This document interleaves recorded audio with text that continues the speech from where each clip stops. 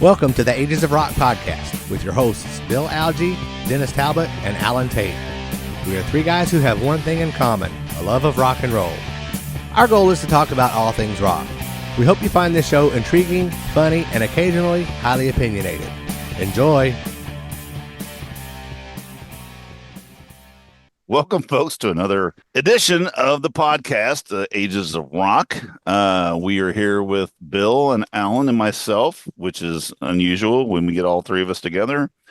And we are also, we have Brian Forsythe on tonight. He is coming on we're going to talk about a little show that we've been watching. And it's been on for a little bit is it Paramount Plus, I believe, where I watched it? Yeah. And it is, hold on a second, let me pull up here. Nothing But a Good Time, the uncensored story of the 80s hair metal. And it was a three-part. It was funny because when I first saw it, somebody posted it on YouTube, and I watched I guess it was the first episode, and I'm like going, well, that was really short. And I thought it was going to be more. And not talks to Bill, he goes, no, it's 3 parts. And I'm like, okay, I need to watch this whole thing. But anyway, we're going to kind of discuss that and then see how you got involved in that, and just go from there, and then we'll talk about what's going on with you here toward the end.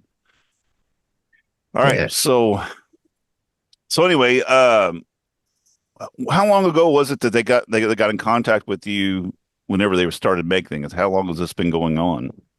I did a bunch of quotes for the book first, and then Tom got a hold of me, and he said that they were putting together this documentary, and he wanted to know if I was interested in doing some interviews, and of course I said yes. And that took place the night before M3 last year. Oh, when they did them. That's cool.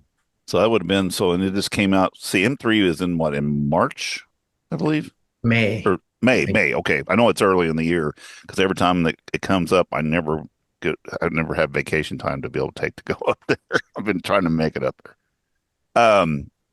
So yeah, like I said, this came out and I watched it. I busted through it, and I've actually watched it. I think I've been through it now 3 times because I had some notes and I couldn't read my notes, and I had to go back and go, what's I talking about here? So I guess we could just take this. You want to just take it, the 3 parts, and then kind of talk about it if you want to.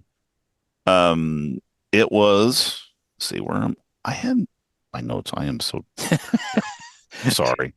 Hey, Brian, let me ask a question. So anyway, go ahead. No, okay. All right. It was season 1, and I guess they're just going to make this. They just called it season 1, but there's three parts to this. It's called, number 1 was the Sunset Strip, number 2 was the second wave, and then of course number 3 was the final chapter. You guys, what was your thoughts on the first part of that? The first episode. I actually made notes, so we'll go from there. I didn't take notes by episode. I took notes just as random notes. So okay. Well, I'll give a quick observation for the first episode for myself.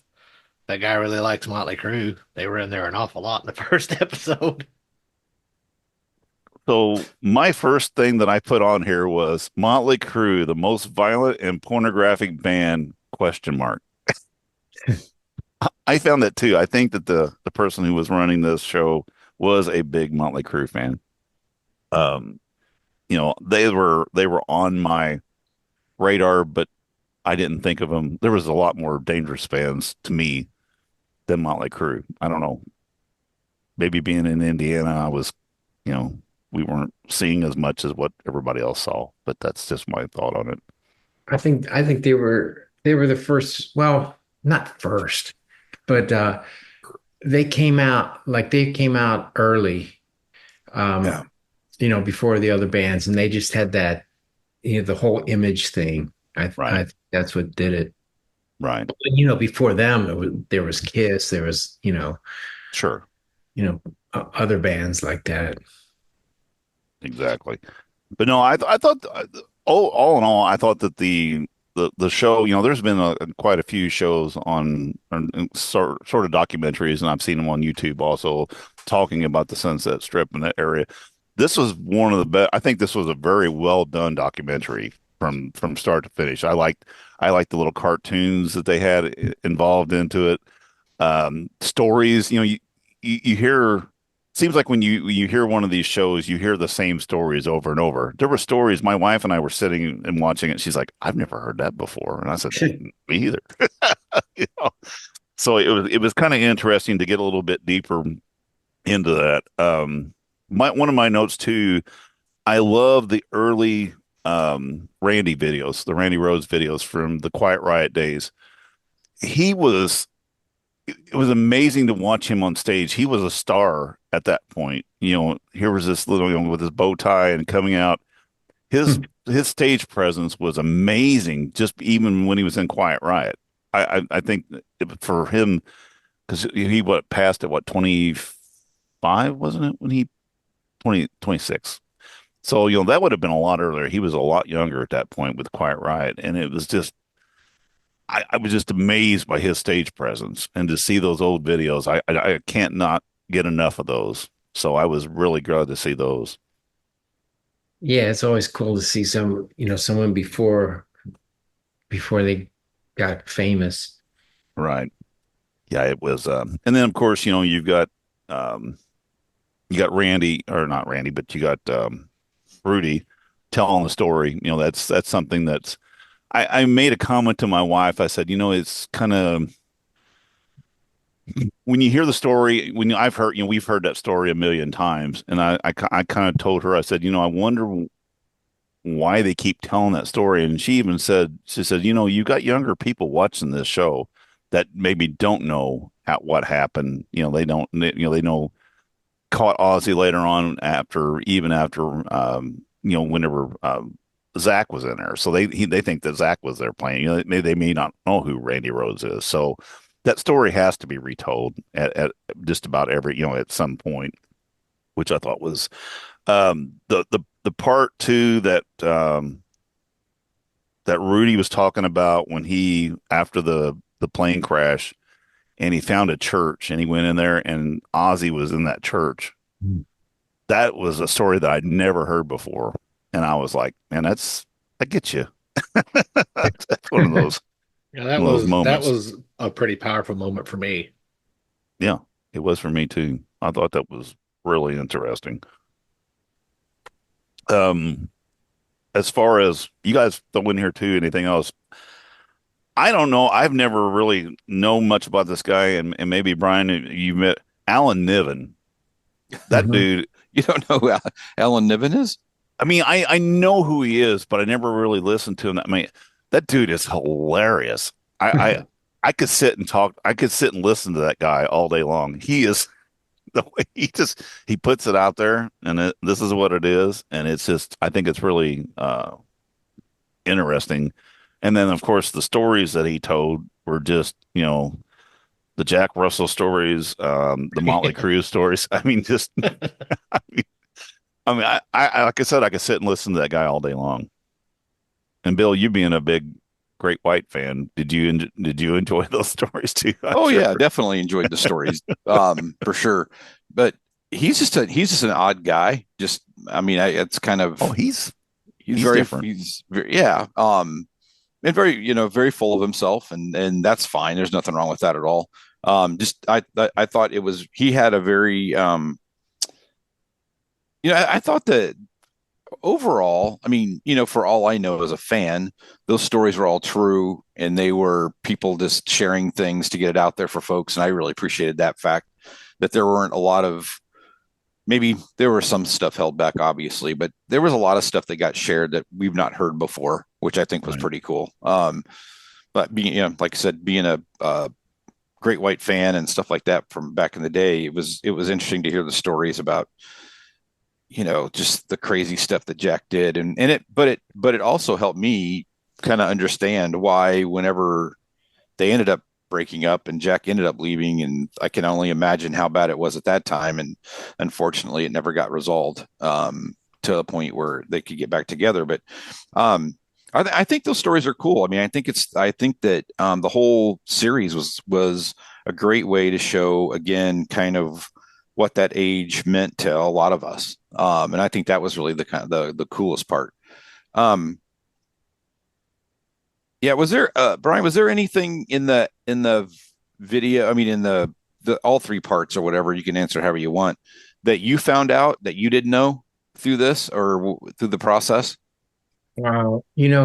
I should have reviewed this before we did this podcast. 'Cause I watched it when it first came out. So I'm trying to, Same. I can't really remember anything specific. Just little details, I guess, like the Rudy Sarzo thing and, stuff like that. I can't remember anything like that really stuck out that I didn't know. I mean, those Alan Niven stories, I kind of heard those before. Mm-hmm. Had you ever run into him or did any dealings with Alan? Yeah, yeah. In fact, there's a famous story of when we were on tour with Great White and Tesla. Um, Somewhere along the line, Alan Niven was there, and our manager was there, Mark Puma. And when we came off the stage, he asked Steve. He goes, what was that ballad you guys played? And it was "Don't Close Your Eyes." And he goes, how come that's not a single? And our manager said, well, the record companies basically told us that the album was over and that we have to move on to the next thing. And Alan said, well, they'd be crazy not to release that.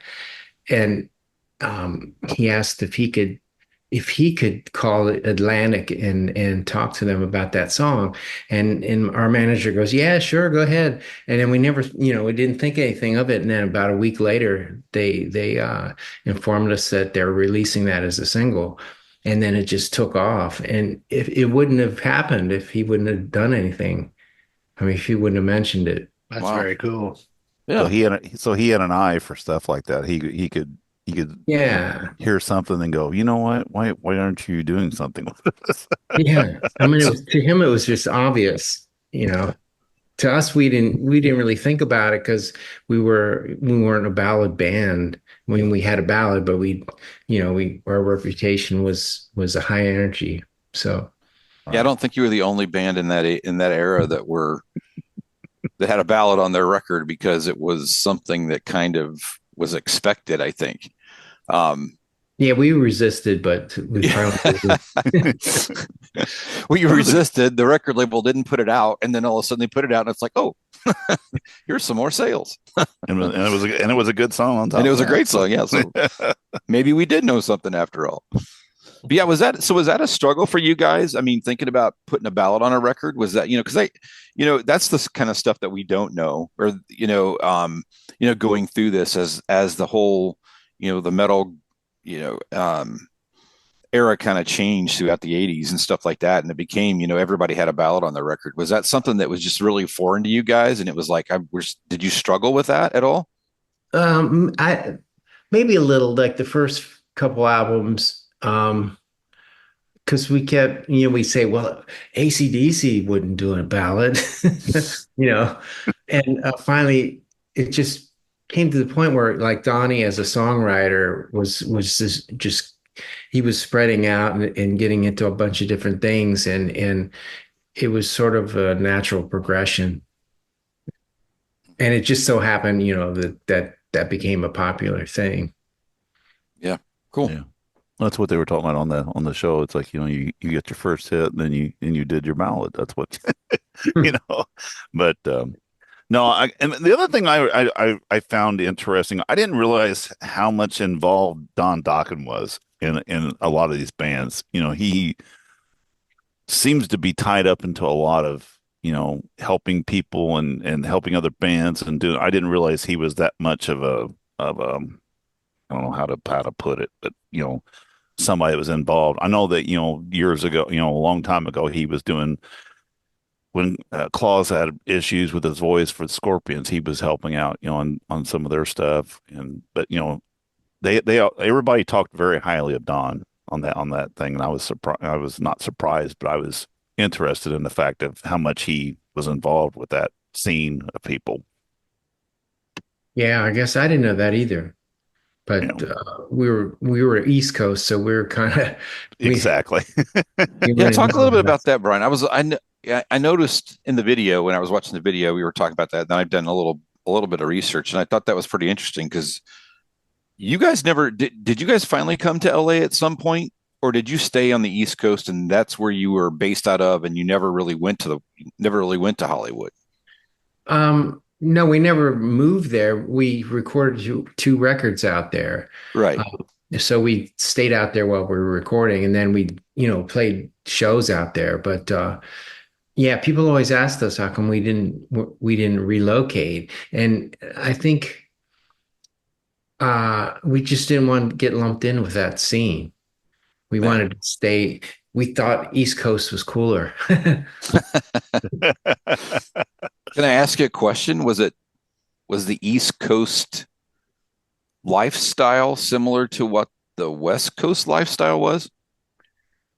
No, I think because LA, it was such a concentrated area with so many bands that everyone hung out with everyone. And the East Coast is more, I mean, cities are closer, like New York City was closer to Maryland, but it's far enough away. So you're not hanging out with all these people. There's the DC, there's Philadelphia, and, it was sort of little pockets, more like little pockets. So it'd be more like more territorial as far as their bands were. I mean, did you guys mingle? Like I said, the people in LA seemed like they all kind of hung out together. Did the East Coast people not do that as much? Was it more competition? Um, well, I think we hung out with the other Baltimore bands, Right. and we knew all the New York bands, but we didn't hang out that much unless we were up there to play a show.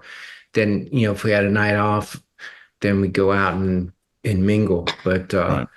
yeah, we just stuck to our area mostly. Gotcha.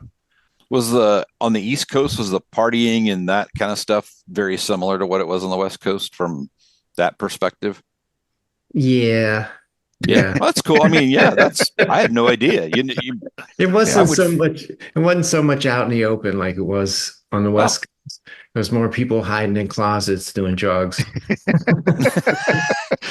but you see, I mean, from the video, you see that it's just like rampant, right? And I've been to the whiskey one time. Not I've not been in it actually. We walked by it or whatever. But someplace I always wanted to go see a show just because I'm one of those kind of people. I want to go where people have been, that there's been um, really substantial musical things that have happened. I think that's really kind of cool. So going to a show there for me, I still want to do that. It's on my bucket list. That's a bucket list thing. And I know other friends, people that are, our age are like, I'd never want to go there. I'm like, no, it's got to be, that's where it started. I mean, if this is Yeah. the music that you love, that's where it really kind of got its roots and where it was born from. At least from Yeah, what it's what I remember. crazy when you finally do see the whiskey. It's not all Yes. No, it's it's not that. small little place. Yeah. Yeah. It's like, it was, I was just surprised when I went how close everything was. Like the troop, like, it's Yeah. there and the trooper, they're all like within a block It's very or close. a block and a half. They're not like spread out like it is in Vegas, I mean, it's not like that at all. I was just shocked how close everything was together.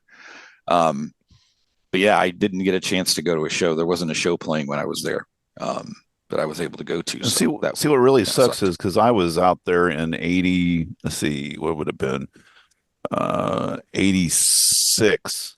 I went out there. That's when Andy lived out there. Remember, I went out to visit him. Actually, I had a job interview and actually I got offered the job and I turned it down finally because I just couldn't. The cost of living was bad. But we went down to Hollywood and drove around down through there and walked around and down in that area.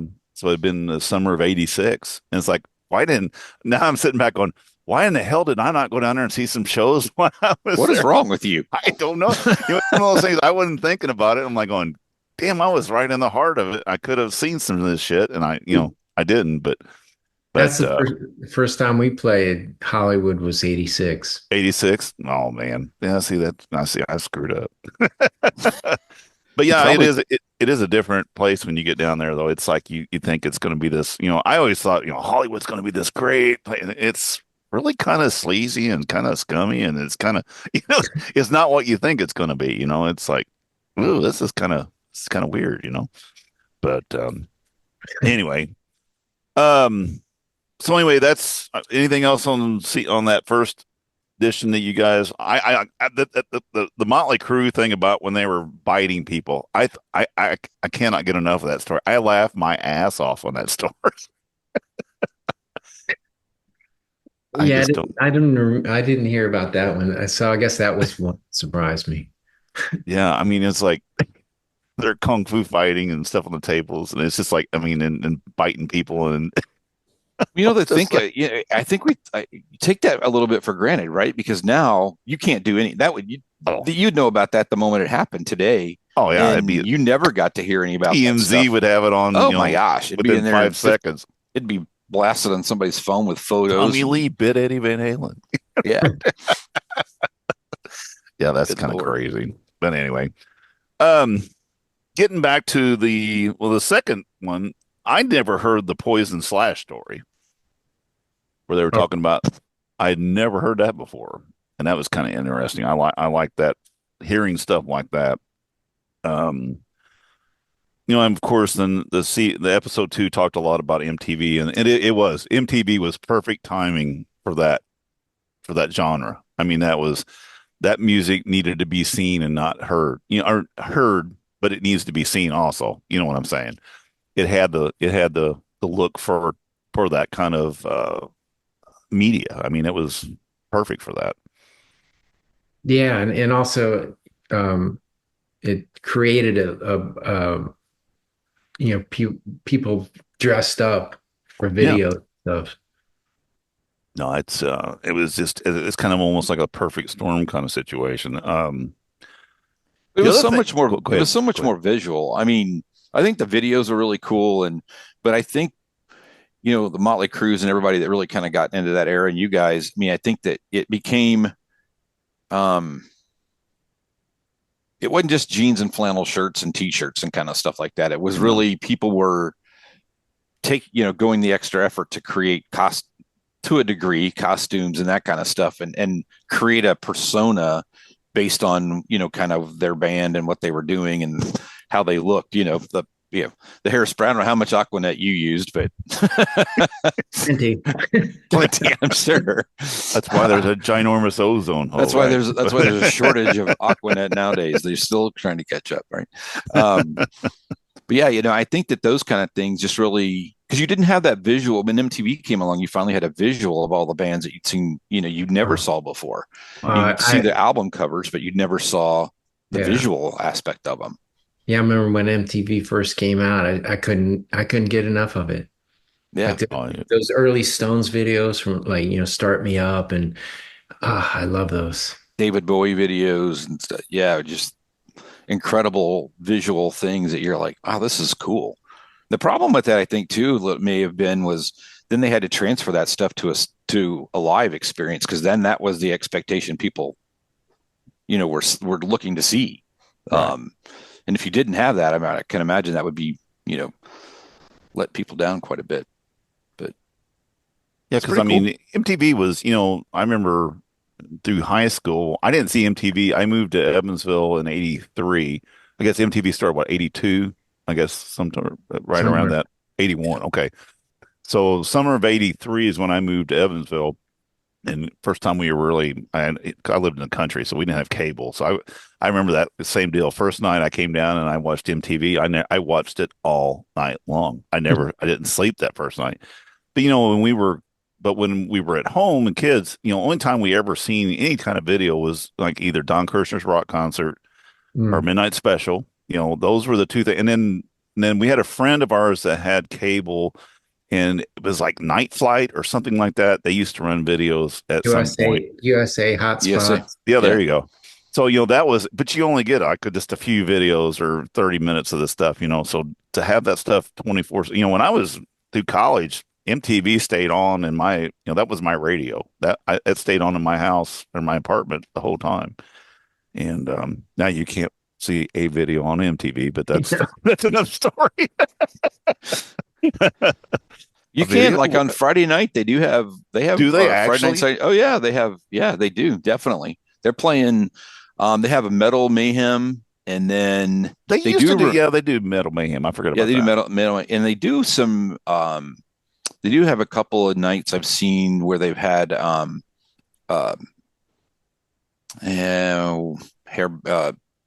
Headbangers Ball, where they'll play old videos of that, and it's kind of interesting because they always had some of the guys on from different bands, and they look so young because now you see them. Some of those guys didn't age very well. Not you, Brian. You look great, man. Yeah, he looks great. It's all those steaks he's eating. He's got that great diet. It's the meat. It's got to be the meat. Yeah. The other thing I found kind of interesting on that deal was on the second episode was, especially when they're talking to Vixen, the not that many girl bands. I mean, it was kind of, you would think because of the hair and everything else that would have been, but they were, even like they were talking about, okay, Vixen, this is that one. Okay, this is your one girl band. This is all we're going to do. You would have thought that would have been a little bit more, but I don't know. I guess it wasn't to be. I was surprised that it didn't catch on more. There was the Runaways in the 70s. There was a few bands that were on Midnight Special around that time frame, but right. When you had Lita Ford too, so Lita was she was around then, and Joan Jett. Jett was a little more harder at, not definitely. I wouldn't consider her metal, but they weren't total girl bands. They'd have guys in their band. Yeah. Until really the Go-Go's. I mean, that would be your first really. I mean, all that's not kind of music, but I mean that was an all girl band. But it just wouldn't. That you would think that it would have been the Bangles. You would have thought that would have been, I don't know, more. The other thing that got me is everybody talking about how much Hanoi Rocks was such a force. They were. The thing is, I guess being in Indiana, I never even heard of these guys. The only first time I ever heard of the name Hanoi Rocks was when Rousel got killed in that car crash. And I'm like, Hanoi Rocks, what's that? I never I don't remember hearing about them either. Yeah, and I thought it was interesting that they were such I guess if you hit in the right spot, they were it, Yeah, well, I had a young girlfriend at the time, so she turned me on to them. She was into she loved Michael Monroe, and so she had all the they're one of those bands. They're really good at marketing, sort of pre-Poison, and and they had a lot of Japanese imports of one-offs and this and that, and different covers on different albums, and my girlfriend had all those, so I knew of them, and then when that one record, Two Steps from the Move, came out, that one, and also MTV, they played Up Around the Bend on MTV, and when I saw that, I thought those guys were so cool because, just all the guys look like Keith Richards except Michael Monroe. So it was like a band, Keith Richards, and then this guy out front with this blonde guy. So they really struck me when I saw that video. And then soon after that, they came over and did a tour. And that's when Razzle was killed, but they came to Hammerjacks in Baltimore, and I got to see them. And I met them, and they changed. I mean, watching the show, the live show, sort of changed my whole thing, because before that, that was right after Cool Kids, and we were just going into Midnight Dynamite, getting ready to record that. And that caused me to change my whole image because right before that, I had more of the Keith, like some girls look, torn up t-shirts and stuff. And then I totally went glam after that. So they had a big influence on me. And then I noticed, um, Poison did like it was almost like the LA version, like, the Kmart version. It was all, it was all like they took the grid out of it. Like they had a band of Michael Monroe's instead of, they didn't Yeah. have that contrast of Keith Richards. And then Guns N' Roses did it right. And then, I think that was a big influence on Guns N' Roses. I was watching some stuff on YouTube after saw that or seeing that, and I was looking through about Hanoi Rocks, and they started showing like Izzy and their guitar player and how that, and like I said, Guns N' Roses. To me, that was such a departure from the glam stuff. When Guns N' Roses came out, I was They were, hooked.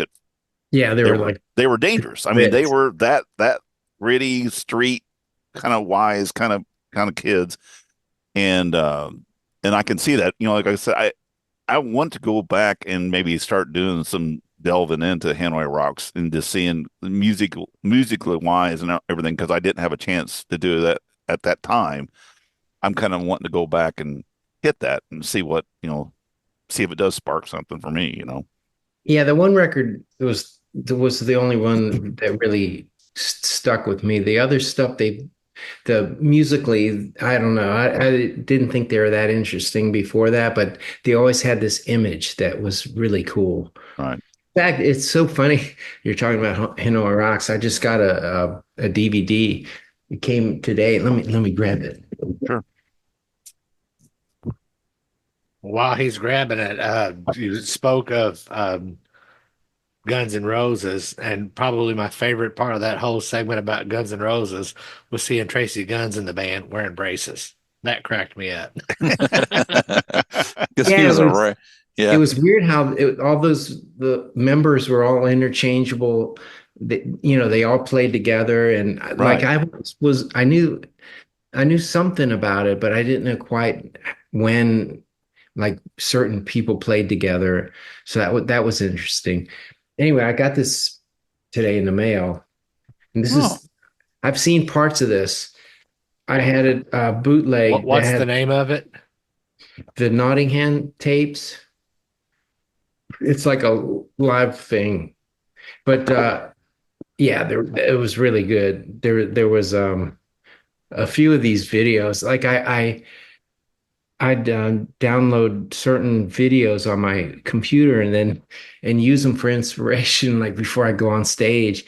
So I had a couple of Hanoi Rocks. I had this collection that I watched, and then I had a few Stones footage of the Stones from '72, and there are these certain videos that I just stick on, and they just spark something just right before I go on Is stage. that, is that what kind of gets you in that group? I mean, gets you into that place to get ready to go on stage then? Is that those kind of things is Yeah, what really it's kind of, sort of like my meditation. yeah.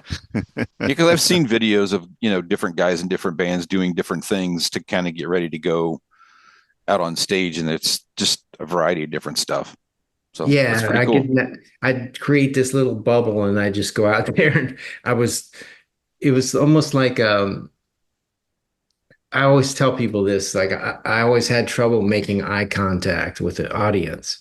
Like I had to stay in my bubble because as soon as I made eye contact, it would bring me back to reality. That's how I get by on stage. I understand that completely. Is it for you? Is it just that is it stage, not stage fright, but is it just being up there and being noticed that you think that creates that for you, or is it you're part of a band, it's a bigger thing, or you don't want all the attention on you, and that's that kind of thing? Well, it's almost like I'm acting. I'm another person Hmm. when I'm out there. And I don't want to, I'm just disconnected from myself. And then when I get off stage, I come back to myself. But I don't like to realize myself while I'm out there. I also go, just like, I don't know how to get here. Kind of reality slap, kind of. Holy Yeah. moly. Yeah. I think, and that's interesting because it's kind of like, that's what I always heard about Axl Rose too, is the reason some of the shows and stuff were late was he just had trouble kind of getting himself to the point where he could get out there. And once he was out there, he was fine because he could kind of put it all away in a box or whatever. But Yeah. getting there was always a challenge. And I'd read a couple articles where, people used, and I'm one of them that used to bash him for going on stage late, hours and hours late. Some of that is he suffered from stage fright from some degree, is what I had read. So maybe that's true, maybe it's not. But I think that makes sense. I mean, especially with at that time in the biggest band in the world. Yeah, it's a lot of pressure. It's a lot of pressure, and and it just it's kind of crazy. He was young at that point too, and to go from what they did. I mean, they came up really quick. I mean, Almost too quick. It was just too much, too fast, and they didn't know how to handle it. And that's why the drugs and the alcohol and everything else took over, because they don't know how to handle it. Yeah, I'm sure it's a lot rougher for a front man, because at least I had a guitar to hide behind. I didn't have to sing or any of that. That's true. The front man has to go out there and entertain. It's not, besides having to sing, you have to entertain the crowd too. Right. That's what Steve was good at. Yeah. So as far as season 2, anything else you guys noticed or notes about or anything? All right. Season 3. I'm telling you, the Chris Holmes thing is the most disturbing thing. I to this day, it's disturbing. Yeah. And to hear Penelope talk about that, she was like, "Oh, we just completely wasted an evening," and then she comes back and it's like, "Holy shit, look what we got." But it's disturbing. I mean, it's just really, ever since I've seen that for years, and it's hard to watch for me. I really do. I find it very hard to watch. Well, the hardest thing is his mom sitting behind him. Yeah, yes. that was what got me. Yeah. Jesus.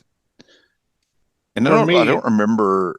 I watched it again earlier today. I don't remember if she was there with them, but I don't think she was like,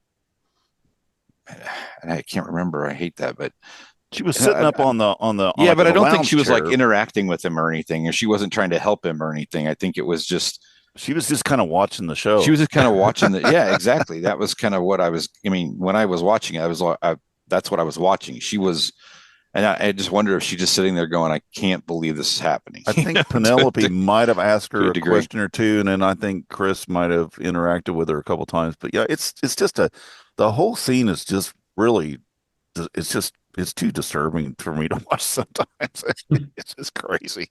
Well, for me, that was the most remarkable thing about the whole series, just because we've all seen Western civilization. We've all seen that scene. It's all affected us, and however it is. And then to have her come in and say, I thought we wasted a whole night, and it turns out that was the highlight of the whole movie. Yeah. That tells you a whole lot about that entire scene. Right. Because I mean, she was sitting there going, we just wasted a whole night, and it ends up they go back and watch it, go, oh my God, this is really something. No, I thought that, and I like too like when they were talking about toward the end and these younger bands coming up, the Trickster Poison story, how Poison kind of took them under their wings and stuff like that. I thought that was a pretty good story as far as them, taking them out on tour and. Welcome to the show, guys, the big show with the champagne and stuff. But it seemed like that they were, but and I had never really looked at it in that way. And then when Stevie Rochelle was talking about too, how there are different generations of that genre. You had your first wave come through, you had your second wave, and then he was like the third. The third section of this same thing, rehashing of this stuff. And that's when it got to be the point where it was just getting to, they're just grinding this stuff out as fast as they can, throwing four guys together, almost like the boy band situation. We're just gonna we're gonna get a group 4 people together, and 5 people and throw put them them out out, there. And Yeah, that was something, Brian. That was something I was wondering about with that stuff.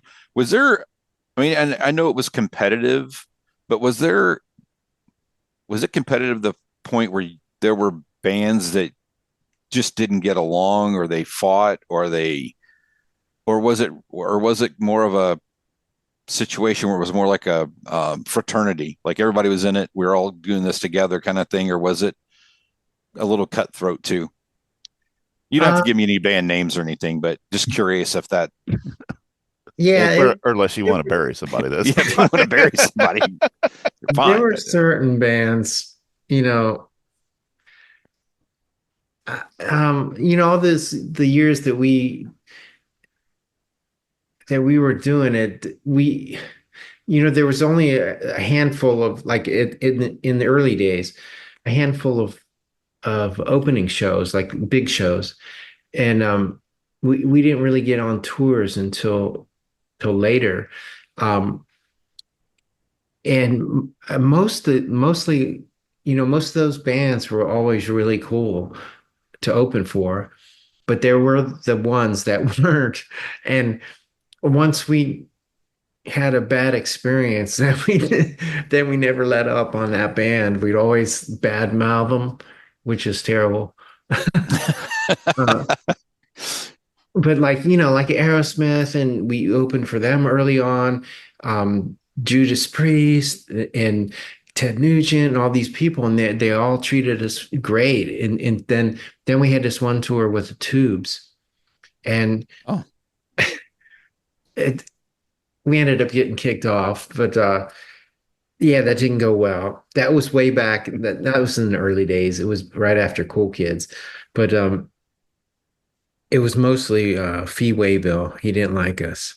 And the rest of the band was cool. I mean, the two Bets would hang out in our dressing room, and I think that's what that's what pissed him off. He come down here looking for them because it was for the show, time for the show. And for some reason, we rubbed him the wrong way, and he never liked us. And then we didn't have a tour bus at that point, and they did. Uh, so we had to take flights between cities, and this was on the East Coast, and they had these cheap flights you could take, like from Baltimore to New York, like $39 one way. So we jump on all these cheap flights, and I remember the last show that we did was we played Albany, and then the last show was supposed to be Buffalo, and we made it all the way to Buffalo. We showed up at the gig, and it was an outdoor gig, and they wouldn't let us in the gate. It was like a big amusement park, and they had instructions not to let us in, and that's how we found out we were kicked off. Like, they could have told us the night before, and we could have been home. wow. So like, anyway, I'm here, I want to play. That's pretty shitty. So we never forgave B for that. Like, that's probably very appropriate. It sounds very appropriate. And another band, there's only a couple bad ones. We had a bad time with Triumph early on. Really? Wow. In '81, we did a Triumph tour and got kicked off that too. That's funny, because I was going to mention that, because you were on another podcast here a while back, and you were talking about that story with Triumph, and it made me think about that, because Triumph picks some weird people to go out with. When you get a band, when I saw Triumph in Evansville, Yngwie Malmsteen opened up. Yeah, I remember that. That was the Barely. weirdest fucking show I've ever seen in my life. I mean, I wanted to see Yngwie, but after about 15 minutes, I'm like going, I'm done, because he was wearing me out with those notes. Yeah. I'm like going, because Rising Force, I just think came out, and we were wanting to see him, and it's like, okay, now I got it. We're done. Let's get Triumph out here. But I mean, it's just a weird combination, and even with you guys, that's not a. No, it didn't work. It's a weird bill. It's a weird bill, and So I don't know And what this, they were trying to think about, you know. yeah, and this was after our first record, so we were really almost like punk rock at that point. Right. Yeah, they Hmm. they picked some weird people to go out with, so I never figured that out. I But went to that show, but I don't remember much about it, to be honest. The Triumph show in it was Evansville. the first time I saw What do you think? lasers. I do remember that Yeah, because I they had remember these seeing the lasers in the yeah, lights that just the floodlights that said Triumph in the yeah. bulbs. That's I had a few Bill, beers that night. Bill, did you my get roofied that night? no. I might Yeah. have partaken in some things. Just let that go. We were young at that point. Man, So. we were high school, We were did in high school kind of things. You were high You, school. you don't even want to know how young I was. I was college at that point, but anyway. But we were That's working all right. together flipping burgers. So I was living that's what we did though. I mean, we listened to yeah, that music that we loved and yeah. partied. That's kind of how it went. So anyway, but all in all, I thought this documentary was really good. I was really I really enjoyed it. I've watched it probably twice now, maybe and then some of the parts three times because I wrote down some shit. I was like going, what did I write? It was late. I was sitting there going, I don't know what the hell I meant by that. So I had to go back and figure it out. But I thought it was pretty decent. Brian, did you enjoy doing your parts in it? Yeah, yeah. I always enjoyed doing that kind of thing. Mhm. Um, and it's funny because, I did all those interviews and then it was almost what I don't know, about a year before it came out or something. And I didn't remember exactly what I said in the interview. So it was good to watch. Yeah, it That was in fun watching it. itself Go ahead. has to be Go ahead. nerve-wracking because did I say something I shouldn't have? Well, the one thing that I was kind of I noticed like other people that they when they were showing snippets of like say that girl Roxy, the drummer for Vixen, Right. her saying everyone had a funny thing they were saying. Oh, I had, her hands got bloody from the snare drum because she had to hit it so hard, and I was thinking, oh, but what did I say? My interview is going to be so boring compared to everybody else. No, it was funny. My wife got tired of it because we were watching it, and I kept going because through the podcast and through the when we go to Rock and Pod and all this stuff, I've met a lot of you guys now, and everybody gets there going, "Hey, we interviewed that guy.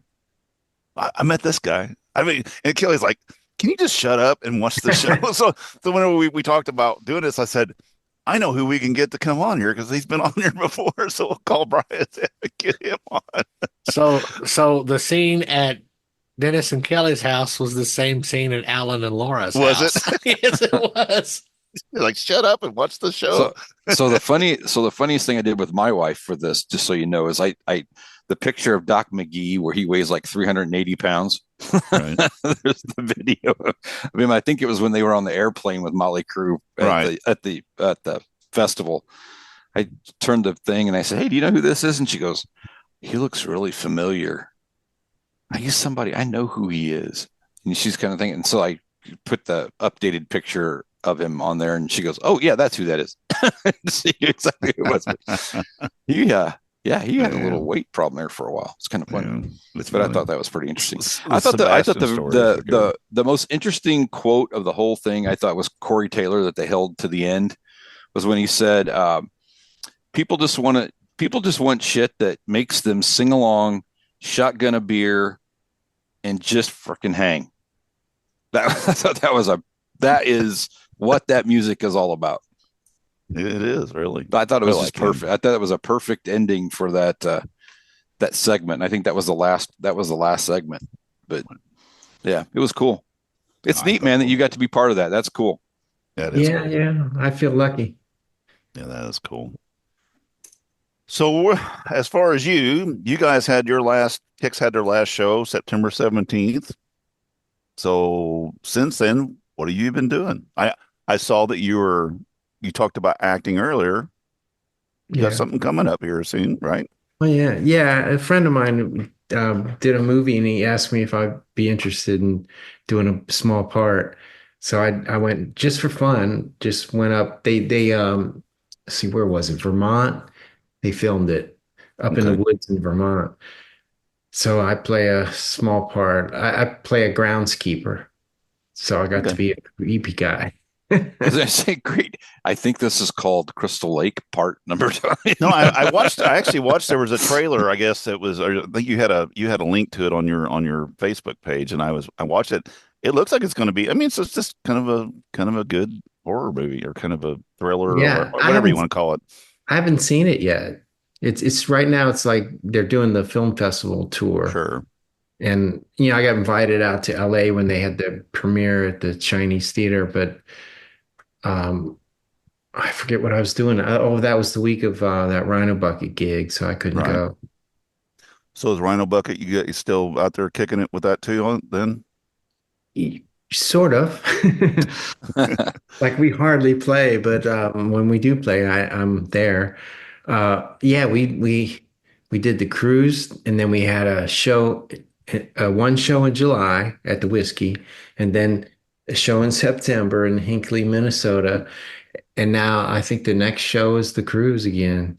So it's not very many shows. We hooked up with a new booking agent from Minnesota. And he's been working on some stuff. So hopefully next year we'll have more. Cool. Well, are you doing anything there in Nashville? Are you playing it? Are you hitting any of the jam things they're doing on Tuesday nights and those kinds of things? Have you gotten into any of those? Yeah, a few things, but not a whole lot. Yeah, some friends of mine, they do a thing at the East Side Bowl. Yeah. Rare Hair.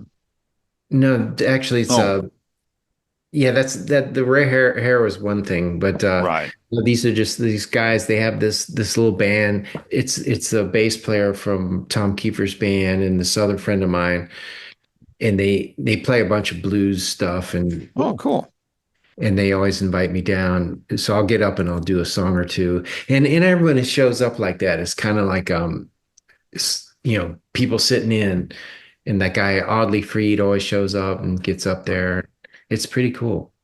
I love going down there and going to those things. We've caught a few of those things, and they're always fun. It's just seeing all the different people get together and playing these songs and stuff. It's always fun. Unfortunately, it happens on a Tuesday, yeah, or a Wednesday, and it's like I'm for me, 3.5 hours away, and I'm 2 hours away, and it's like I've done one of those. I've done a few of those. I did one of those in Number Duty, Mercy Lounge, and drove down, went to the Mercy, and then that's at night. They went to almost 2:00 in the morning, and they had to drive back home and go to work at 5 in the morning. I just went straight home, took a shower, and went to work. But it was worth it because it was. I mean, I felt like hell. But I'm 59. We were all dog ass tired the next day.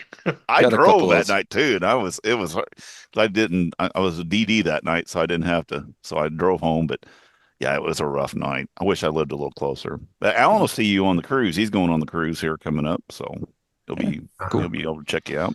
Brian, can I ask one more question real quick? What was your thoughts about the Blackberry Smoke show at the Ryman?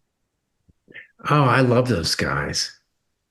Yeah, that was the 6th time I've seen them. And it was the 3rd time in a year I saw them, and I think that's it for a little while because it's been the same show the last 3 times. So I'm like, okay, we need to give them a little break. But it was a really great show. They're so I love their music. So yeah, me too. Yeah, the first time I saw them was at Red Rocks in Denver. That'd be a great place to see.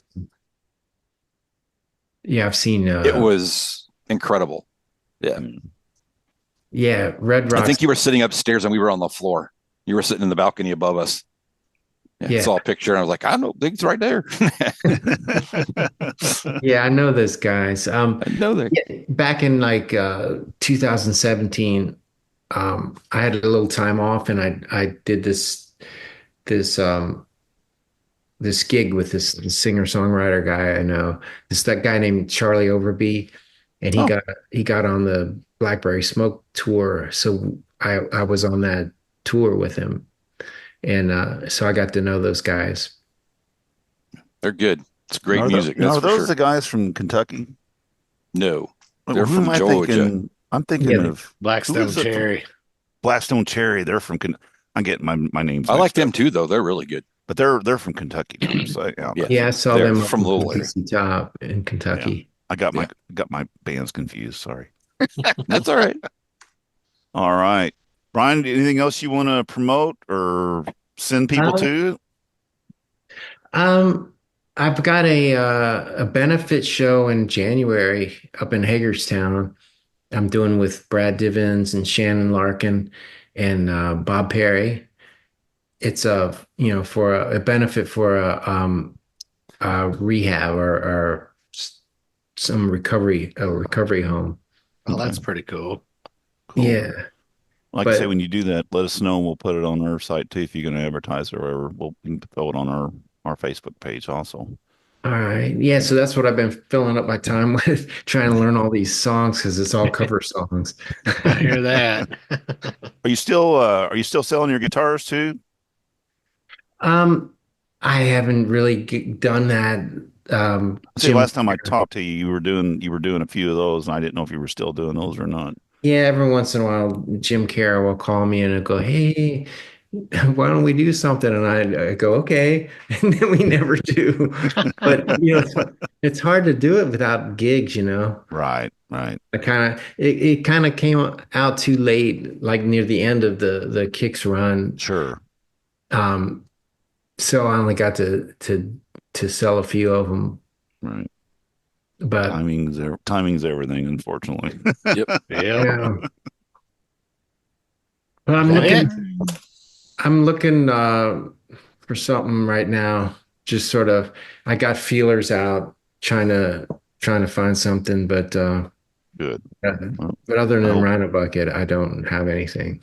Right. Well, hopefully you'll run into something. Well, keep posting your food porn because I like looking at it. It makes me hungry every time I see your steaks and your everything. Oh yeah. I love that.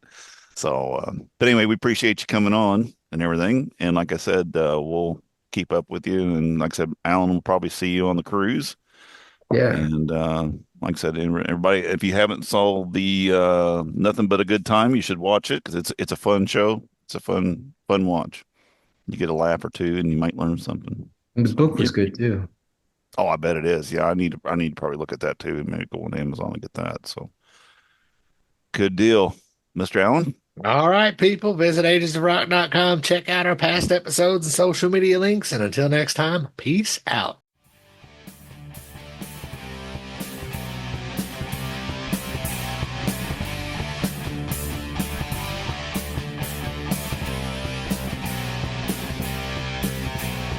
Thanks for listening to the Ages of Rock podcast. If you haven't done so already, be sure to subscribe to our YouTube channel, like us on Facebook, and most importantly, tell all your friends. Remember, you're never too old to rock. Until the next episode, peace out, folks.